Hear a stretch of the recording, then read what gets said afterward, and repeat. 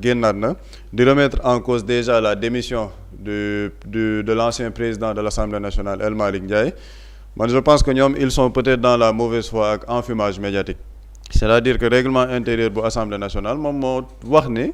le président de l'Assemblée nationale c'est-à-dire que en cas d'empêchement wala en cas de décès wala en cas de démission tey jii nan la bureau bi di réunir ak nam la ñuy jëlee seeni décision maintenant nag par rapport ak Assemblée nationale dañoo constater ni le président de l'Assemblée nationale El Malick Ndiaye moom de manière souveraine moom moo décidé démissionner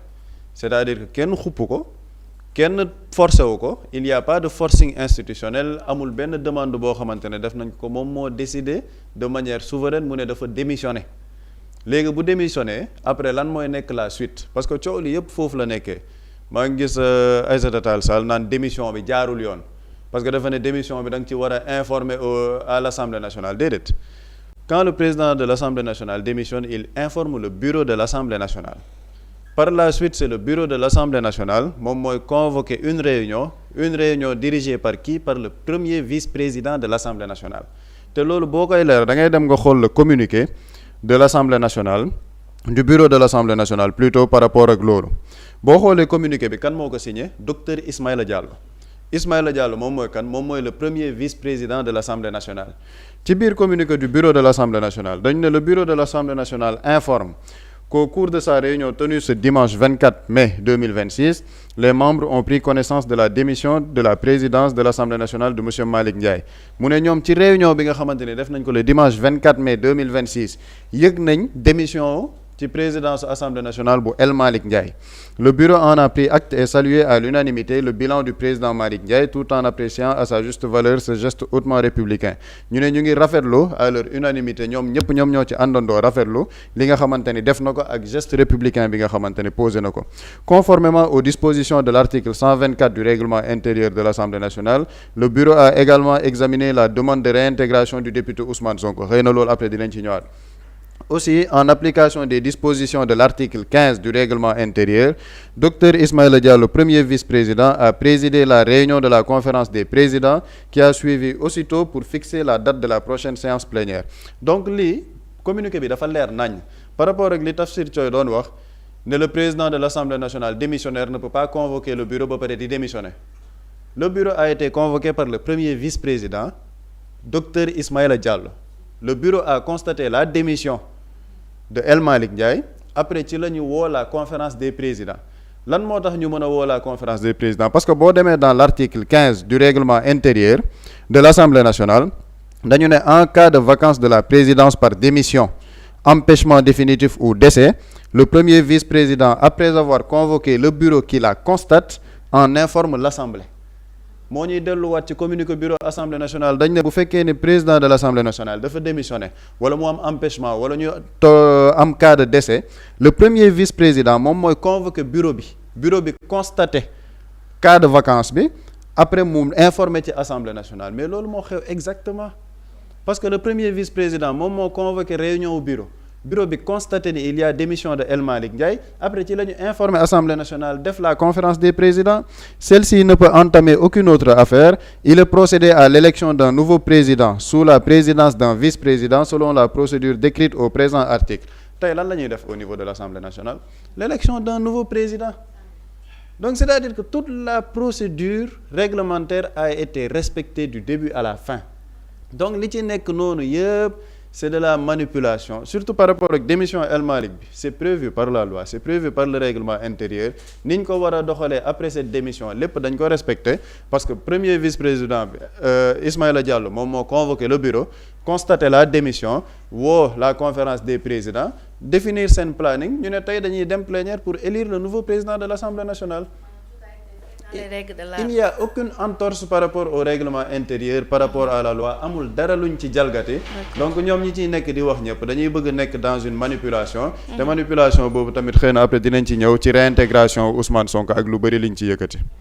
jërëjëf Pape Samba ci leeral yi am na solo buri ba tey ci leeral yooyu pourquoi ñenn ñi di acharné wu ne ki nga xamante ni moo fi nekkoon Elimane Diouf Ousmane Sonko warul dellu fi nga xamante ni moo di assemblée nationale vu que ñu bañoon démb wala ñu nangu woon démb mu dem fi nga xamante ne moo di assemblée nationale seetlu na ne sax ñoom sax ñoo banaat tey mu delluwaat ci li nga xamante ne moo di hémicycle bi. xam nga dafa am une malhonnêteté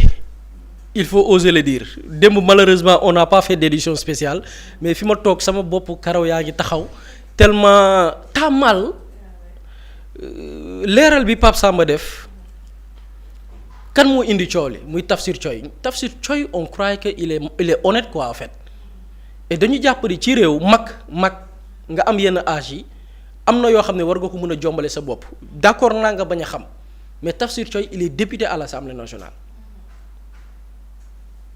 il connaît très bien que parce que bi mu demee sur la Sen TV parce que pourquoi ma ne sama karaw bopp yaa ngi taxaw démb da nga gis tous les médias je parle mun naa bañ a généraliser mais quelques médias de propagande de mensonge et après dinañ ci ñëw parce que Sénégal li bu nar a dëgmal jamono ji mooy ay nit dañuy créer des mensonges lu dul dëgg jël ko bëgg koo def dëgg par force jël loi xam nga Pape Samba li mu wax nii yëpp texte la lu ñu bind la c'est documenté daté ay nit dañuy toog télé du ñu yor document du ñu yor preuve du ñu yor des chiffres yoo xamante ni nii lii ci règlement lañ ko teg wala ci documentation wala ci archive man bi ma déggee Tafsir Thioye j'ai cru que effectivement c'est El Malick Ndiaye qui a convoqué le bureau Pape Samba l'a souligné l'a illustré loo xam ne teg bët la c'est Ismaïla Diallo moo convoqué le bureau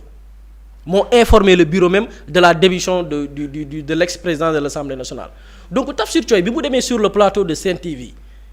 naan El Malick Ndiaye mënul démissionner di convoquer bureau en âme et conscience xamoon na ni lii muy wax du dëgg parce que il faut que Sénégal qu'on dise les mots parce que li nekk ci dëkk bi te ñu nekk di ko concocter jamono ji ay mag ñoo koy def dama jàpp ni mag ñooñu ñun ndaw ñi sax ñooñu waroon gën a ragal yàlla parce que seen benn tànk ma nga yowmal xiyam donte dee amul at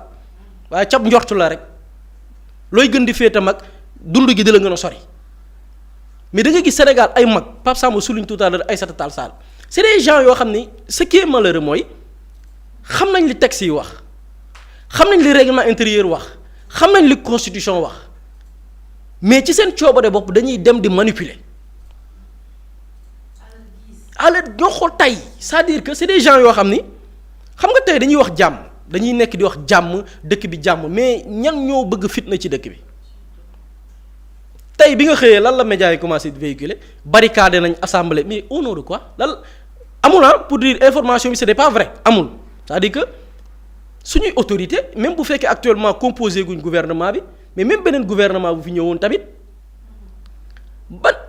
fan la ñuy teg di barricade assemblée nationale et pour wax la ni mbir mi c'est une question de personne ça li nekk di xew Sénégal ce n'est pas question de loi du règlement intérieur parce que lu ci nekk réglé nañ ko bind ko noir sur blanc mais gis nga li nekk di xew Sénégal xam nga lan la c'est une question de personne ma jox la ci benn exemple xam nga tas nañ gouvernement bi Ousmane Sonko il était premier ministre am na keneen Ousmane Sonko il était premier ministre mais bi muy nekk premier dafa suspendre son mandat Pape Samba dina ñëw du ma sori ci côté boobu parce que c'est domaine am la mais am na keneen bi ñuy nommé gouvernement bi koo xam ne ci liste Pastef législative yi la bokkoon au même titre que Ousmane Sonko muy Mamadou Talla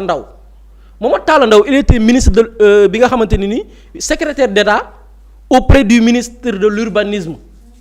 Mamadou Talla Ndao au même titre que Ousmane Sonko dafa suspendre son mandat ce n'est pas seulement Ousmane Sonko mooy dellu assemblée de Mamadou Talla Ndao bi nekkoon secrétaire général auprès du ministère de l'urbanisme dafay delluwaat assemblée nationale Ramatoulaye depuis dimanche ba tey wala samedi bi ñu dàqee Ousmane Sonko ba tey dégg nga ko tudd Mamadou Talla Ndao ci biir gouvernement bi la bokkoon bi ñu ko nommé mu suspendre son mandat de député est-ce que dégg nga ku ne Mamadou Talla Ndao warul dellu assemblée nationale dégg nga ko kon problème bi fan la nit la c'est une question de personne c'est la personne de Ousmane Sonko c'est ça qui fait mal des gens yu xëy singli benn nit ne du tekki dara ci dëkk bi c'est en fait lii du question de da ngay toog rek en tant que sénégalais faroo fenn nga toog di analyser mais c'est une question de haine viscérale mais man juddu naa ba doy ni ma doy ci Sénégal musuma gis nit ñu soxoree nii en politique c'est-à-dire que mais du politique xool Ramatoulaye lii sax romb na politique lii nekkatul politique lii question de mbañeel la question de haine la et ce qui est grave mooy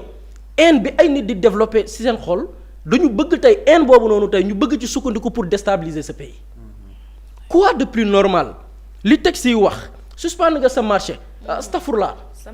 sa mandat tu peux retourner à l'Assemblée nationale texte bind ko xoola loolu soxlawul sax xam nga damay dégg ñu naan juriste débat juriste du sax débat juriste. mais est-ce que bu dogg man est-ce que bu fekkoon dafa dellu simplement comme député rek est-ce que dina jur coow yëpp est-ce que c'est pas parce que dañuy xalaat ni moom dafa war a remplacer El Malick Ndiaye comme moo yëkkati li nga xamante ne moo di haine boobu. mais damay approuver li nga wax. parce que li ma xam dama ko wax sànq ma ne dafa am ay nit yu taxaw ne diw waru tekki dara ci dëkk bi. Ousmane Sonko bi muy soog a nekk premier ministre lan moo nekkoon coow li lu nekkoon coow li lan la. tapis rouge. man gis naa président Diomaye dox ci tapis rouge ànd ak Abdourahmane Diouf dégguma ko coow tapis rouge. gis naa président Diomaye dox ci tapis rouge ànd ak keneen waxuñ ne diw warul dox ci tapis rouge te ñooñu ay ministre kese la mais le premier ministre moom bu doxee ci tapis rouge ñu ne tapis rouge bi c'est une question de haine li nekk di xew Sénégal du texte du loi du règlement question de mbañeel la bu ay di et ce qui fait mal et gis nga loolu les gens dinañ continuer di ko dénoncer fii on veut pas accepter et man je vais citer des noms le groupe Futurs Médias c'est un média qui s'active pour déstabiliser ce pays le groupe Futurs Médias je donne 2 exemples j'ai entendu ku ci mel ni Babacar Fall toog ci rajo ne woy léegi maintenant Ousmane Sonko naka leer ni comme si que état bi dafa war a activer wu pour xeex ko mais on est dans quel pays nit ki éligible am ay droit am nekk ci dëkk bi sàccul feeñul reyul nit nga xëy nga ne non état dafa war a jël nag fi mu ne nii nag Ousmane Sonko du am jàmm ci dëkk bi état dina mais saa yi mais parfois doo xam sax looy wax c'est-à-dire que c'est un média bu ne tey na Diomaye bu ma dégloo Babacar Fall di kilifa biir RFM maanaam li muy inciter mooy na état jël bépp dooleem xeexee ko Ousmane Sonko yow lan nga bëgg ci dëkk bi na jël lan nga bëgg ci dëkk bi nit koo xam ne nee na la il est le plus populaire ci dëkk bi lu ko laal ay nit jóg mu leera ni jóg boobu noonu mën na jur incident ci dëkk bi yow ñu war a dox ci dëkk bi ci lan mooy stabilité dëkk bi bu dee nit ku baax nga de raxoo daraay seytaane parce que seytaane moom nit la kese yow la ngay ñaan sax mooy réeroo bañ a am bu delloo assemblée nationale mu collaborer ak le président lay njariñu askan wi jàll assemblée nationale la dul njariñu askan wi nag ñu ne lii de du njariñu askan wi lii mooy une démocratie ngeen ne non na président utiliser ces moyens yow lan nga bëgg vous voulez déstabiliser ce pays le groupe GFM man dama koy citer nommément et j'assume nañ ma porter plainte c'est un groupe bu bëgg a taal dëkk bi c'est un groupe satanique ma dégluwaat démb Doudou Wade ci même télé bi xam nga rajo bi laa wax bii télé bi la Doudou Wade il a pris l'exemple de Mamadou Dia mais exemple Mamadou Dia ak lii lan moo ci 2 cas différents Doudou Wade mi woote woon moom ci télé boobu la toog woote woon coup d'état contre le président de la République tey retourné waat na nee na il incite à ce que tey le président bañ a seetaan lii c'est-à-dire que bu leen président toppoon tey lan moo nekk di xew jamono bu leen président toppoon président dafay xëy tey barricade dëkk bi Ousmane Sonko di dem ñu ne ko doo dugg assemblée fii lañ bëgg a yóbbu réew ñii ñoo bon non ñii ñoo bañ réew mi et puis ces gens on va pas gis nga lii les gens responsables duñ ko seetaan ci dëkk bi on va pas accepter des médias de propagande des médias sataniques des médias pour leurs intérêts crypto personnels pour leurs intérêts parce que intérêt bi xam nga lan la li médias yi di def nii yenn médias yi ñi ma ko sañ a wax du ñëpp damay bañ a généraliser bañ a tooñ dañ fi nekkoon di am ay privilèges ci nguuru Macky Sall parce que tey exactement tendance bi nekk di xew nii dañu jàpp ni am nañ occasion pour delluwaat na woon fa woon qu'est-ce qui se passe et pourquoi les Sénégalais puissent comprendre cette agitation lan moo ko waral da ngay gis ay tappalekat xëy day nay naafiq ne woy coup d'état mais quel coup d'état mais yéen a ñeme yàlla yéen parce que c'est des gens yoo xam ne ak situation bi am gis nañ ni le système dina engagé waat ñu nekkaat ci même privilège yi ñu nekkoon ci nguuru Macky Sall parce que groupe yooyu yan groupe la les Sénégalais xam lan moo nekk enjeu bi dara ay Sénégal ñoru leen jàmmi Sénégal taxu leen jóg dañ fi nekkoon nguuru Macky Sall jox leen ay privilèges yi lan la da nga ciy gis benn groupe boo xam ni ci 10 ministères par exemple je donne un groupe boo xam ni 10 ministères mu am fa ay convention 50 millions 50 millions 50 millions yow boo amee convention ci 10 ministères am nga 500 millions sans compter les agences les directions un groupe peut se retrouver avec 1 milliard cash ci nguuru Macky Sall te la prestation liggéey bi ñu war a defal institution yi defuñu ko bi ñu ñëwee on a arrêté toutes ces conventions dañ ne le responsable c'est Ousmane Sonko parce que effectivement Ousmane Sonko moo leen convention yi jaarul yoon le service fait yenn ci médias yi defuñu ko bi ñu arrêté convention yi je me rappelle Abibou Dia daf leen ne ba ci le président Diomaye daf leen ni ñi nga xam ne nee nañ état daf leen yoral xaalis parce que dañ leen defal prestation à travers des ministères am ay convention jël leen prestation bi ngeen dem envoyé ko ci ministères yi ñu fay leen président Diomaye moo ko wax ne leen dem leen ci ministères yi ngeen régulariser wane ni def ngeen liggéey bi ñu fay leen. au début mais bi ko Abibou Dia laa déglu après mu ne benn média ñëwul pour wane prouver ni yow millions yi ñu la war a fay liggéey nga ko lii moo leen métti léegi nag avec cette tendance ils ont cru que mën nañ retourner waat dans le système. Avec le nouveau gouvernement, ils ont le privilège de bénéficier les mêmes avantages. Mais il y a un obstacle, un homme, à savoir Ousmane Sonko, il faut l'abattre. Quitte à ce que dëkk bi nekk ci fitna lii la ay médias di activé wu. Et je cite des noms, man je l'assume. Parce que ces médias-là, il faut faire face avec ces médias-là. Parce que ils ont une entreprise satanique, une entreprise démoniaque. Pour leurs intérêts te li may wax ni xam nga gis nga Ramatoulaye question d'intérêt personnel kese la maanaam ñoom seeni poche seeni compte en banque moo leen jaral tey ñu ne réew mi na nekk ci fitna par force mais les gens duñu bàyyi tey ji suba maa ngi koy wax ba ci ñun les médias alternatifs là mais y aura plus de repos sax léegi ça sera H24 information sur information parce que ñii bu ñu leen bàyyee nii. Ces médias sataniques là dinañ dugal réew mi ci guuta pour leurs intérêts crypto personnels loi wax lii règlement wax lii ngeen ñëw ne ay coup d'état oui président dafa war a jàpp diw oui y a une tentative de déstabiliser les institutions ci loo xam ne règlement moo ko wax constitution moo ko wax. même unité les unes ñoom ñëpp a yam à quelques exceptions près am na ci ay exceptions ay 3 unions fi sérieux ay yor bi ay libération ñoo fi nekk di def un travail sérieux télé yi moom la yàlla xam doy na à part Walf TV xëy na peut-être doo ci tegaat beneen ces gens-là bëgg ba mel ni ay ñebbe ci cin te ils sont minoritaires et li may wax ni ils sont minoritaires dans ce pays la majorité du peuple sénégalais waxul ñoom li ñuy wax